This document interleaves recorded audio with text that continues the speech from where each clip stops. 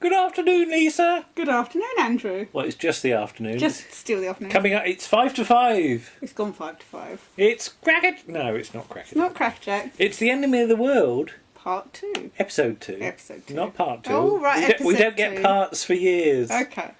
Yeah, that's enough about parts. But it's the 30th of December, 1967, making this the final episode of the year. Let's just pause for a minute to think about Okay. 1967 in Doctor Who terms. Right. Because the first story of 1967, well, the first episode is, I think, episode 4 of The Highlanders. Okay. And I'm so used to thinking about Doctor Who in terms of seasons. Yes. So this is season 5, which to me, Yeah. you know... Bless you. Bless you. Keep going. Season 5, to me, is the Abominable Snowmen to the Wheel in Space. Yes. But I can't get used to thinking in Doctor Who in terms of years. The Highlanders to the Enemy of the World. Okay. And that's a whole different thing. Because from my sort of perspective, the Enemy of the World and the Highlanders are far apart. But Well, they're not that far apart. it's less than 365 days. Yeah. Yeah. There you go. Okay. Anyway, Troughton is doing his best attempt at doing a salamander Yes. with Bruce.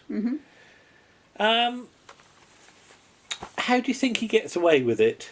Well, he gets away with it. He does, Yeah. but I suppose if you were Bruce, your first thought would have to be Salamander's acting a bit weird. Yeah. You would not think It's there's somebody else. another bloke who looks exactly like Yeah. Salamander, because you wouldn't think that. No. Because has anyone ever told you you've got a double? I have been told that, actually. Somebody once asked me if I played the violin, and I must have looked blank. Like, no. Hey? Where? Apparently, when I was at work, you look like somebody who plays the violin. I'm like, okay. Oh. Because that's weird, because I had an aunt once who said to me once, "What were you doing in Poole Park yesterday?" And I said, "What are you talking about?" Well, there was somebody that looked the exact double of you in Poole Park yesterday, and I was nowhere near Poole Park that day. They do say that everybody has a double. Yeah, So, interesting though. It But if is. you were Bruce, yeah. I guess you wouldn't think that. Would No, you? you wouldn't. There is no way you'd suddenly think that it wasn't Salamander standing in front of you, because it looks like Salamander. It sort of sounds like Salamander. It's not. He's not dressed like Salamander, because Salamander's quite flamboyantly dressed. We'll talk about his dress in a minute. I've written some notes. but for yeah. that, yeah. So, yeah, I suppose you just take it at face But value. then on the other hand, nobody notices that the security guard in the background has changed from last week. No, he's changed his hair, hasn't he? It's completely different Completely bloke different actor. from last week. But this really is the serial which makes good on sort of Troughton's promise to dress up. Yes, he's 'Cause and when his they acting ability. When they offered him the Doctor, part of his character description was that the Doctor would adopt different disguises Yeah. like Sherlock Holmes and things And like they that. sort of went, no. And you do actually get it in the Get it a Highlanders. bit, yeah, you get it in the Highlanders, you get it in the Underwater Menace. Because he's in the Highlanders. He's like the washerwoman, He isn't is. he? And he's also the sort of red coat guard as well. Yes. 'Cause there's well, yeah. as far as we can tell. with a silly moustache on. Was he? There is Well, one. a picture is there, right? Yeah, there is a I've seen telly that. snap of that. Okay. Yeah. But it's almost like the sort of thing that if they were offering, I get the feeling if they were offering it to Troughton and he wasn't keen, they would say things like, "Oh, you could dress up." Yeah, you can dress up and do disguises Just and to get him accents. on board, Yeah. and then they And hope he forgets about and it. hope that he doesn't really sort of hold them to it. Which he doesn't really. But technically, this is a real pain in the arse Yes. to do, isn't it? Yes. Really. Because it's like, how do you have to do all of the scenes as one character, then he has to go off and get changed and made up for the other character, and you have to do all the things with that character. And as the production notes point out, you have 75 minutes to make a 25-minute episode. Yeah. And if you look at the running order of this story, you've got Troughton in his sort of black, sort of polo neck thing.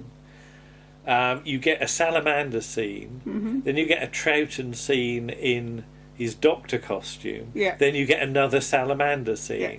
And as the notes again say, nobody can quite work out when the Troughton in the doctor costume scene was filmed, done. yeah. They assume it was done during episode 1 because it's the only way. He's not going to change twice. No.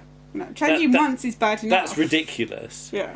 But the state of videotape editing at the time means that it was probably easier to do him when he was dressed as the Doctor last week and then just sort of drop it in. I mean, these days we don't think anything about editing, but No. when you watch these 60s Yeah. episodes, you have to be very aware of Yeah, there's- how would you actually do that in one day. Because you only get 2 cuts, don't you? Well, it's Two not so cuts much. to tape. It's a bit more than that, but it's just the sheer physical Yeah. nature of. I mean, the Ark. I think the Ark episode 4 has got quite a lot of out of order recording. All right. If we look at the order for the Ark, so that was a year or so ago, but just the sheer momentum of trying to get an episode recorded every week, Yes. and Yeah. yes, this story, the scripts come in quite late as well. Yeah. And as we said last week, then have to be Rewritten. the later Yeah. episodes have to be script edited. And So rewritten. it's a constant. Yeah. Battle. It's a constant just to Yeah. finish the episode because in sort of Terence Dix's interviews of the early 80s, people sort of used to say to him, "Were you aware that you were making classic television?" And his response was, "We were just glad that we'd got 25 minutes done. Yeah. We're glad there was something being shown. We could actually put an episode out each Yeah. week rather than having to show the test card for Yeah. 25 minutes." And I utterly understand what they're talking about. Yeah. Because as we record this, I'm in the process of editing episode 32 of our podcast, for which we did some recording yesterday with Warren, and I've done a hell of a lot of editing today, but I've still got to do a quality check on it in the hope that I might vaguely get it out today, or this tomorrow. evening, or tomorrow morning. So, yeah, and that's just audio. The idea of actually having to do video, no thank you. This is as good as you're going to get with video from us. We don't do editing on video. No. So, yeah. But this whole business of the Doctor having a double,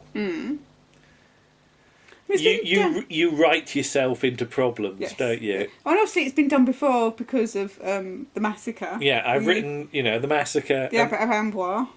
But they don't meet. No. The real one is the chase, Yes. isn't it? With the robot Doctor Who Yes. fighting, and you get a bloke who vaguely looks like Hartnell, Yes. and Hope.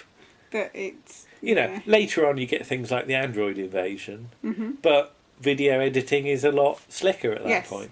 Yes. But yeah, to even attempt a story like this is frankly bonkers. Yeah.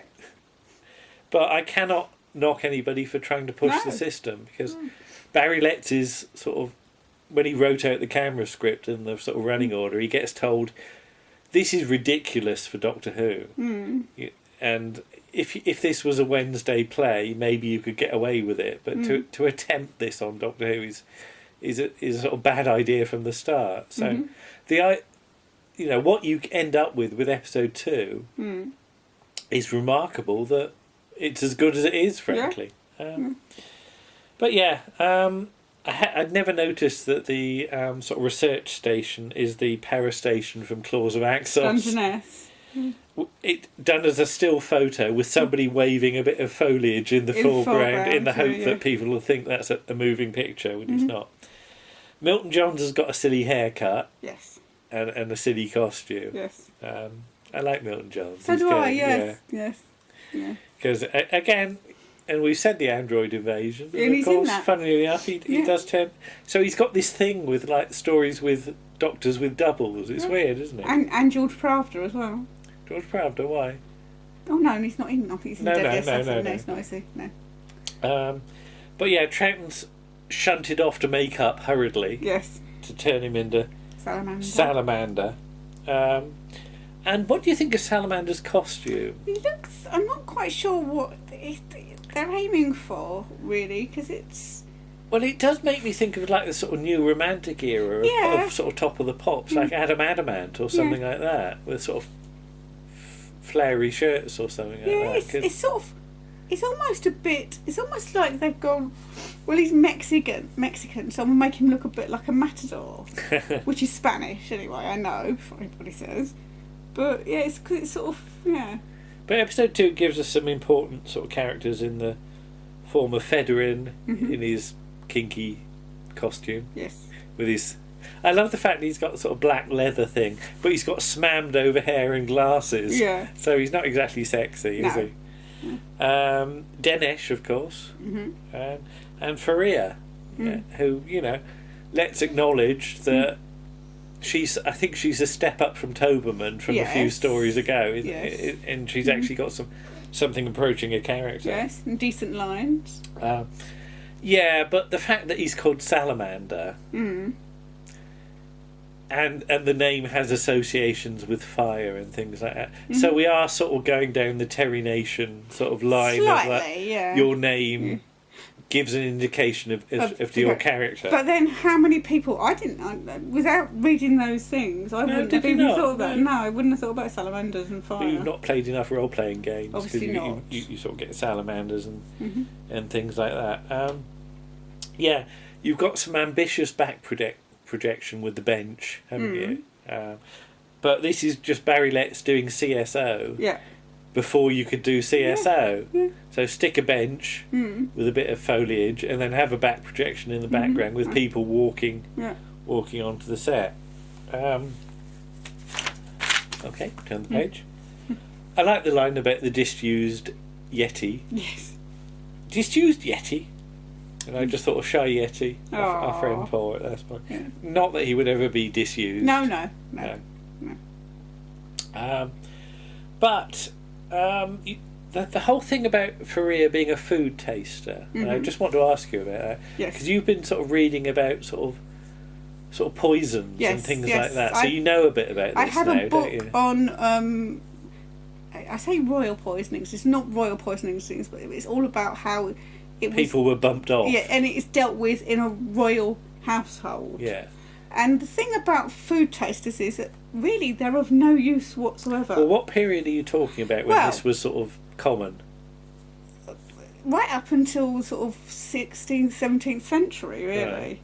But the thing is, not only would they have a food taster, they would the servants would test various things. So you'd have a napkin, which in this case would be a linen item. Yeah. They would They would touch that with their tongue to see if their tongue started tingling.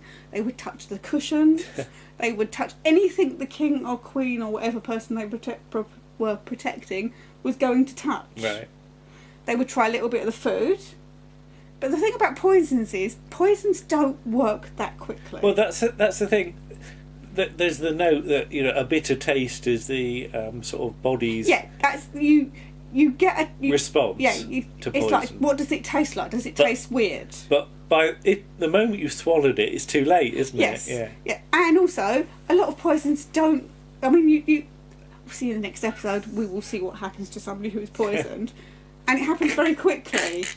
Whether it's like arsenic or whatever, but it doesn't. I'll do happen- that joke again for episode Okay. 3. It doesn't happen that quickly, I don't think. By the time it's taken effect, the person who was going to eat the food has probably ate the food and been poisoned anyway. So So Jamie gets to jump into shot with he does. Salamander. Yes. And I do sort of wonder how many takes that took Yeah, without him laughing. without him laughing at Troughton's accent. And there's a silly explosion Yes. in the sort of distance. Tiny weeny one. And the guards have got silly guns as well. They've got ridiculously long guns, Yes. haven't they? For practical use. Yeah. Yeah. But yeah, the scripts and the production, there's virtually no time sort of between sort of doing this. Jamie's on film for the back projection, isn't he? Although apparently it's not Fraser. I'd never noticed that. No. Okay. Well, it's not in focus, is it? He's in the background in sort of long shot, and Victoria and Astrid are in focus. And I hadn't picked up on the sort of Jamie likes Astrid a bit as well. There was a teensy wincy bit of flirting. It's not too much. No. But That's just Fraser, though. But isn't it? is that It's just Fraser or is that Jamie? I really don't know. Fraser's an old flirt. Oh, is he? Okay. I don't mean old as in the sense of just that he's a flirt. You've never had it, have you? I've never been flirted at by Fraser, no. Okay. No. Fraser, you're missing out. Yeah. Michael Praed, yes. All right, okay. What do you think of the guards' uniforms? They're a bit kinky, aren't they? Yeah, with their little zips Yeah. and all that, yeah. Yeah. That thing about I like eating from Victoria. Mm. I'd never clocked that Yeah, it links back to... it's Susan's line, It is. "What do you do? I eat." Yes. Yeah, from Dalek Invasion Yeah. of Earth. And also, I would point out, sorry to interrupt, No. you could tell that Victoria Yeah. is a well brought up young lady Where is in that? the fact that she doesn't react at all to Jamie's little thing about Victoria can do the washing up. All right. Because obviously, when she lived at home with her father, Yeah. they would have had servants to do the washing Right. up. Yeah. So she's never washed up in her life. She's They going to get got a shock. Molly to do it. They got didn't Molly to do it, yeah. Right, okay. Yeah. But there's sort of scene under the jetty. Mhm. It involves a lot of sort of bending, It doesn't does. And sort of climbing through foliage. Yeah. Astrid, I can believe, could get under there, right? George I'm not Pravda, sure about I George don't know. Pravda. I'm All not me sure he'd back. Get back out again. Yeah. And, yeah, this thing, we should mention that when we did our silly sort of couple of episodes of Toby and Lucy, you did your tribute to George Pravda, didn't you? Because I wrote it in that you had a mint or something. Do you I'm remember? trying to remember now. Episode 2 of Toby and Lucy, you actually you have a sort of sweet or a mint Okay, right. in reference to George Pravda having a mint in Deadly Assassin. I love George Pravda. Yeah. He's But such a good actor. he is, yeah. And he's in so many good things. But Salamander's being all sly over the disasters, isn't he? Yes. Well, he has said to Alexander Dinesh there's going to be a volcanic explosion. And Dinesh says, well, I've got to go and speak to my scientists. He doesn't. He goes and speaks to Astrid, in fact. And there's a volcanic explosion. And Dinesh is saying to Salamander, you've done this somehow. But how obvious is he when he starts saying to Federin that Dinesh will die, you know? I mean, Fairly obvious. Yeah. But Federin is a weak character, isn't he? He's purposefully there to be blackmailed. but that's the thing, that Salamander manipulates people. He to does. get He power, finds the yeah. weakest person and Yeah. uses that person for his own ends. Then we get the stock footage klaxon, don't Yeah. we? You know, as all bits of slightly sort of Fussy. fuzzy film that doesn't seem to quite link up with No. any other bit of film. But yeah, it's and you sort of immediately think of the stock footage in Inferno as well, because I think you get some of that in episode 3. Yeah. But Dinesh is no fool, isn't he? Because he No. immediately comes in and accuses He does. Salamander. He So does. you know Excuse me. he's not.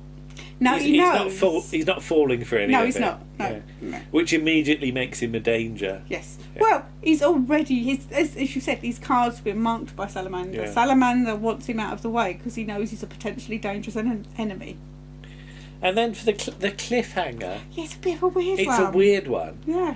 And it's a very good example of how now that episode's been recovered, we actually know what's going on. Yes. Because if you can imagine listening to the audio of it, Yeah. and we have got it We somewhere. have, yeah. It's over there somewhere. We got the CD, Yeah. and once upon a time, that's all we had. Yes.